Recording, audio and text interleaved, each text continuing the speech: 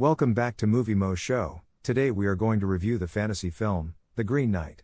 If you like our content, don't forget to like and subscribe. We post multiple times daily. Spoilers ahead. In kingly regalia, Gawain is seated by himself in a large hall on a throne. A narrator is telling his story while a crown descends down from the sky.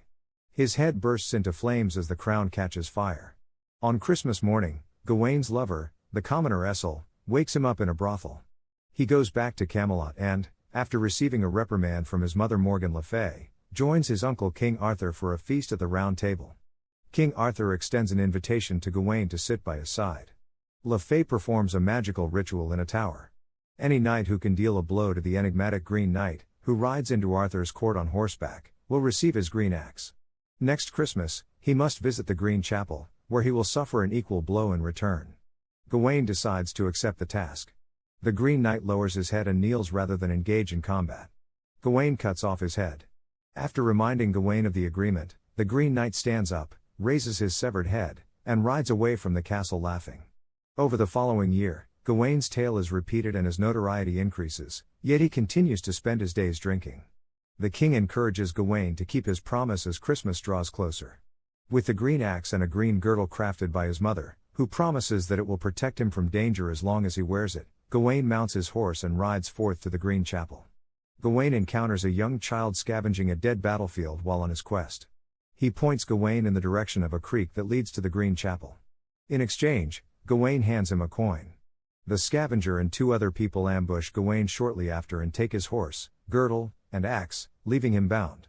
With his sword, Gawain breaks his chains and pursues. He visits an abandoned cottage at night and passes out in the bed. The ghost of a young woman named Winifred wakes him up and requests that Gawain bring her head back from a nearby spring. He sees her skeleton in the bed when he returns with her skull, and he puts the skull to it. The axe had been given back to him by Dawn. A fox that Gawain meets befriends him. They saw enormous women walking over a valley. Gawain eventually finds a lord living in a castle and accepts his invitation to stay after learning that the Green Chapel is close by. A blindfolded elderly woman and the lord's wife, who flirts with Gawain, are also present at the castle. The lord suggests that they trade the items that he finds while hunting for the items that Gawain discovers in the castle. The lady gives Gawain the green girdle the following morning, claiming to have created it herself. In exchange for it, Gawain gives in to her advances and ejaculates on the girdle.